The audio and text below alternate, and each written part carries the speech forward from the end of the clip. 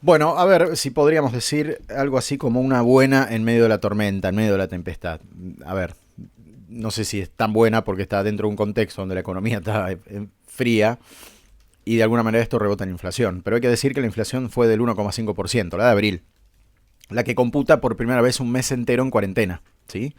Este y otros temas económicos vamos a conversar con Nicolás Litvinov, que es economista, director de estudinero.net y autor del libro Es tu dinero. Nicolás, siempre un placer escucharte. ¿Cómo estás? Buenas noches. Adrián Puente te saluda. Adrián, buenas noches y feliz cumpleaños Bueno, antes que muchas nada. gracias, Eso. Nicolás. Muchas gracias. No sabes el equipo de producción que tenemos acá. No paro de recibir atenciones. Es increíble. Sí, sí, son muy buenos. Nicolás, el número de 1,5 está por debajo de lo previsto ayer, por lo menos. Y sí, sorprende por lo positivo, porque fíjate que se venía con una tendencia descendente de los precios, ¿no? Porque habíamos tenido en diciembre, digamos, en noviembre tuvimos 4,3 de inflación, diciembre 3,7, o sea que ahí empieza a bajar, enero 2,3 y febrero 2%. Hasta ahí una tendencia descendente y bastante interesante, pero con el principio del cuando fue lo del coronavirus y sobre todo la gente que asustada salió a comprar a los supermercados por miedo a desabastecimiento, eso se ve que eso y otros factores impulsaron el índice de precios al 3,3%, que fue el de marzo. Uh-huh. Y ahora, cuando se pensaba que por ese mismo efecto se podía tener un aumento significativo, por lo menos mantener esos niveles, bajó a 1,5, lo cual es una, como dijiste vos en la introducción, una muy buena noticia en el medio de una situación compleja como la que estamos viviendo. Uh-huh. De todas maneras, hay rubros que mantienen como cierta independencia del promedio, ¿no? También lo que es básicamente alimentos, bebidas. ¿Qué pasó ahí, en ese apartado? Sí, bueno, creo que puede ser justamente lo que decíamos, alimentos aumentó 3,2%, Sí. ¿no? Y yo creo que tiene que ver justamente con que el aumento, digamos, el aumento de demanda en los supermercados y para el consumo se mantuvo. También puede ser que ahora también la gente al estar más tiempo en la casa consuma más, temas de alimentos y todo eso que antes comía afuera, entonces estos supermercados se ve que ante el aumento de la demanda también hacen la variable vía precios, ¿no? Uh-huh, uh-huh. Alguien me explicaba hoy que, a ver, hasta el modo de captación de datos se había visto alterado con el tema de la pandemia porque los movimientos se vieron resentidos de alguna manera con el aislamiento, ¿no? Al que estamos obligados de alguna forma. ¿Estamos hablando efectivamente de un número real, este 1,5%, Nicolás, Y yo creo que en sí, cuanto a la medición?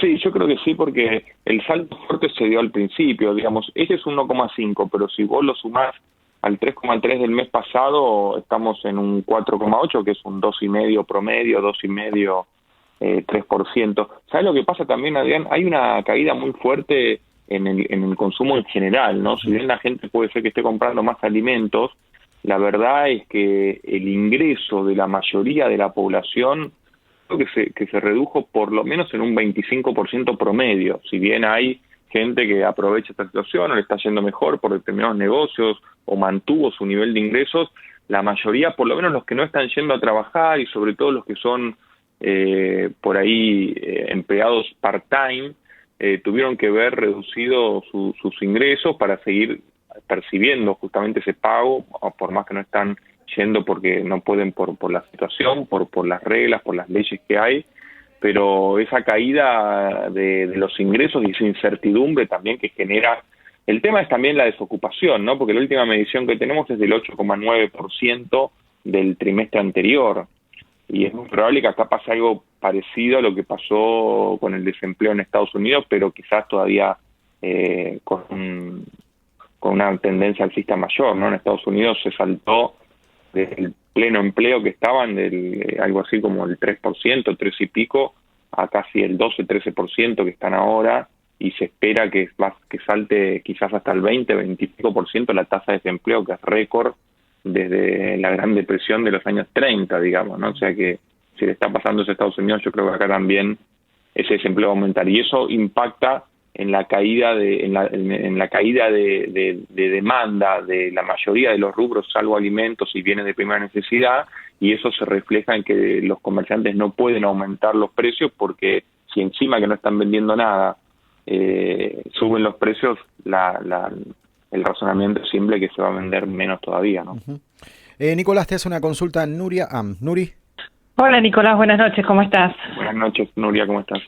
En este marco inflacionario, de todos modos, tenemos precios congelados. Precios congelados, un acuerdo que se supone vence el 20 de mayo con una posible decisión de prórroga de esto y con un rechazo por parte de los integrantes de la cadena de producción que dicen no podemos estoquearnos de los productos y no podemos aumentarlos porque si los aumentamos nos multan. Entonces, ¿cómo ves esto? Si en realidad se permitieran esos aumentos que piden los productores de alimentos, ¿qué pasaría?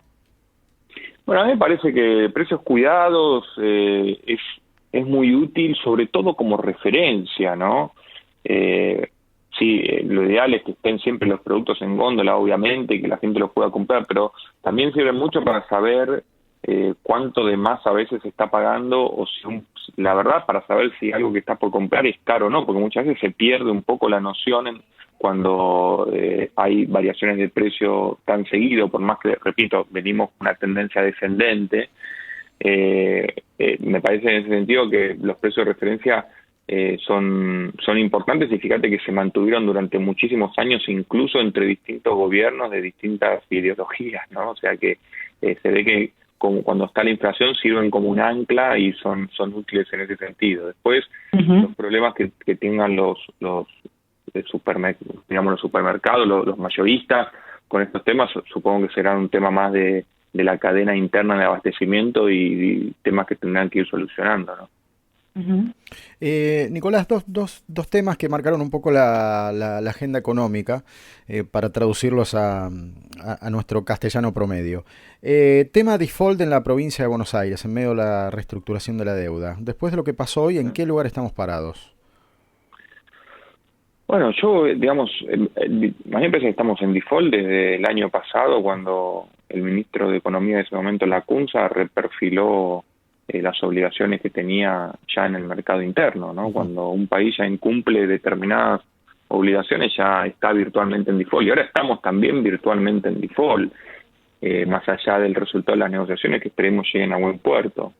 Entonces, en ese contexto complicado, cuando sabemos que tenemos una deuda contraída que es impagable, y lo que se está negociando ahora es, más que nada creo yo, que el foco de la negociación está en el periodo de gracia, ¿no? Desde el gobierno se pide 3 años de periodo de gracia, o sea, empezar a pagar la deuda dentro de 3 años, y además a un interés más bajo que el de ahora, sin tocar demasiado el capital, y del lado de los acreedores no están queriendo aceptar esa propuesta, y seguramente van a tratar de poner sobre la mesa algo más cercano a 1 año de periodo de gracia, y ahí están las negociaciones. Uh-huh. Y la última, Nicolás, ¿qué lectura tenemos que hacer del salto del dólar, de la enorme brecha que entiendo ya superó hasta el 100%, ¿no? Respecto del dólar blue? ¿Qué está pasando? ¿Por qué esa dinámica con el dólar? Bueno, en primer lugar, es algo, para entenderlo, es muy distinto a lo que estaba pasando, a lo que venía pasando en los últimos 4 años, ¿no? Porque ahora tenemos un desdoblamiento cambiario. Entonces, cuando hablamos del dólar y del salto del dólar, nos estamos refiriendo implícitamente, o vos te estás refiriendo al dólar blue, sí, ¿no? Claro. Al dólar paralelo. Claro. El dólar oficial, que se utiliza para muchas operaciones comerciales de exportación, de importación, el dólar que puede acceder la gente a comprar de manera legal, que son los $200 mensuales, y todo eso no tuvo, digamos, estuvo moviendo, incluso te diría hasta un poquito por debajo de la inflación, que ya vino descendente. Entonces, fíjate que hoy en día, entonces, el precio del dólar blue lo ponen las cuevas o casas de cambio que operan de manera doblemente ilegal, porque antes era ilegal sin la pandemia y ahora es ilegal porque también están trabajando cuando no pueden, porque no son una actividad esencial ni son las permitidas, y deben ser pocas las que están operando en este momento, en este contexto, y ponen el precio, digamos, de un dólar paralelo, que después veremos en su momento, seguramente cuando la cosa se empiece a flexibilizar un poco más, si ese dólar se convalida en el mercado o no. Digamos, si vos pensás cuánto es el volumen que está moviendo hoy el dólar blue, debe ser insignificante porque ya es chico ese volumen en situaciones normales, ¿no? Pero entiendo que de todas maneras es un dólar que muchos miran como referencia, pero no es el dólar que se utiliza hoy en día para importar, para exportar, ¿no? Y eso también hay que tenerlo en cuenta. Pero la presión que pueda traer, que trae el aumento del dólar sobre los precios de la economía doméstica, eso es indiscutible y ya lo vivimos en los últimos años.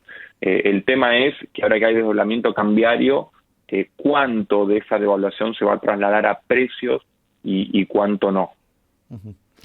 Nicolás, como siempre, muy amable, muchísimas gracias por estos minutos.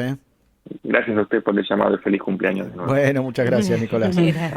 Nicolás Litvinov, economista, director de estudinero.net, contándonos un poco las variables económicas de la jornada, que no fueron pocas.